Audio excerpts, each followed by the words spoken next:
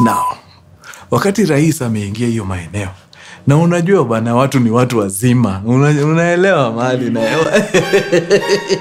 watu ni watu wazima, unajua. Sasa umeshakaa pale bwana, mwezi imeshagonga moja, dry spell, imekutandika. Unasikia hapana, lazima bana nitafute mchuzi. Sasa kitu ilikuwa inafanyika ni ya kwamba akina dada walikuwa wanajua mzee akiwa Mombasa watu wanakula ngori sana huko. Dry spell inawakimbiza sana. So akina dada walikuwa wanakusanyika, wanaingia Mombasa kwa fujo na nderemo.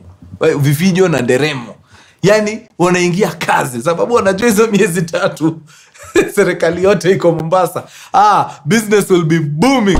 Like it was such an opportunity for people. Tulikuwa tuna import mpaka warembo kutoka nchi jirani ya Uganda. Uganda ilikuwa inatuletea manyabo kutoka huko. Wanapita Tekengori mpaka Mombasa sababu wanajua huko serikali inafanya kazi. Long story short, wangwana ni ya kwamba hizo miezi 3 watu wali get busy. Walikuwa na get busy mbaya. Hatari.